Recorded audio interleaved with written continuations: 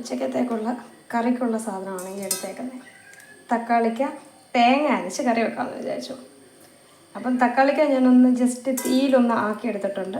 വേറൊന്നും കൊണ്ടല്ല, ഇതിങ്ങനെ കിടന്നു കഴിഞ്ഞാൽ തൊലിയുള്ളോട്ട് കഷ്ണം ആരും കഴിക്കത്തില്ല. ഇതാകുമ്പോൾ ഇനി നമ്മൾ ഇതിൻ്റെ തൊലി അങ്ങ് ഉരിച്ച് കളയും. അങ്ങനെ സവാള അരിഞ്ഞെടുത്തിട്ടുണ്ട്. ഇനി നമുക്ക് 2 പച്ചമുളക് ഇടാം. ഞാനിനി ഇതിലോട്ട് ഇച്ചിരി കരിവേപ്പിലയും കൂടി ഇടാൻ പോവാണ്. കരിവേപ്പില ഇട്ടു. ഇതിലോട്ട് ഇച്ചിരി മഞ്ഞൾപ്പൊടി. ഞാൻ മുളക് പൊടി കുറച്ചേ ഇടുന്നുള്ളൂ, കുഞ്ഞുള്ളതുകൊണ്ട് കുറച്ച് മുളക് പൊടി.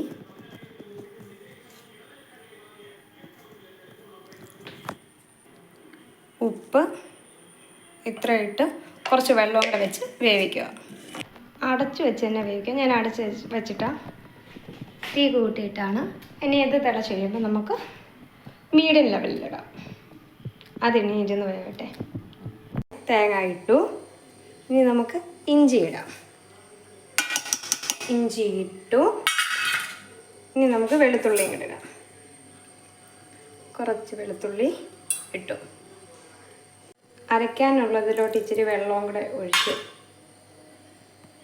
ഇനി നമ്മളിതിലോട്ട് അരച്ച് വെച്ചിട്ട് അരപ്പിടാൻ പോവാണ്. അപ്പോൾ അതിൻ്റെ അകത്തോട്ട് ഞാൻ ഓൾറെഡി ഇത് പൊടിച്ച ജീരകമാണ്. അപ്പം അതുകൊണ്ടാണ് അരയ്ക്കാൻ. അല്ലെങ്കിൽ ജീരകം അരപ്പിൻ്റെ കൂടെ അരയ്ക്കുമായിരുന്നു.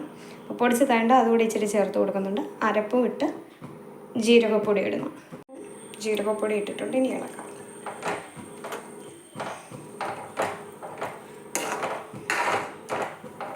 ഇനി നമുക്ക് വേണ്ടത്രയും ചാറായിട്ട് എടുക്കാം. ഇവിടെ അത്യാവശ്യം ചാറാണ്, കാരണം ചോറിൻ്റെ അകത്ത് നന്നായിട്ട് ചാറുണ്ടെങ്കിലേ എല്ലാവർക്കും കഴിക്കാൻ ഇഷ്ടമുള്ളൂ. നമുക്ക് കുറച്ച് വെള്ളവും കൂടെ ചേർക്കാം. ഇതിൻ്റെ അകത്തോട്ട് വെള്ളവും ചേർത്ത് കൊടുക്കുക.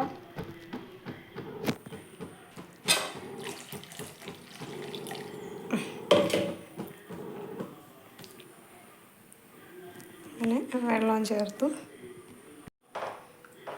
നമ്മുടെ കറി ഏകദേശം സെറ്റായിട്ടുണ്ട്. ഇനി നമുക്ക് കടുക് വറുക്കാം. കടുക് വറുക്കാനായിട്ട് പാത്രത്തിൽ അടുപ്പ് വെച്ചിട്ടുണ്ട്.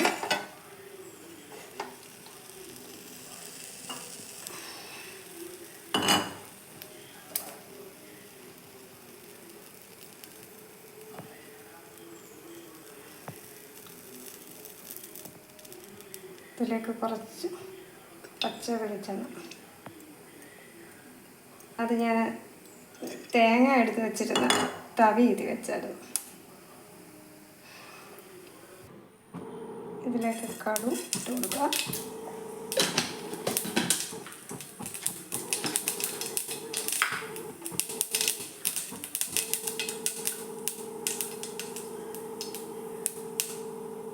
ഞാൻ കുറച്ച് കൊച്ചുള്ളി അരച്ചത്. കൊച്ചുള്ളി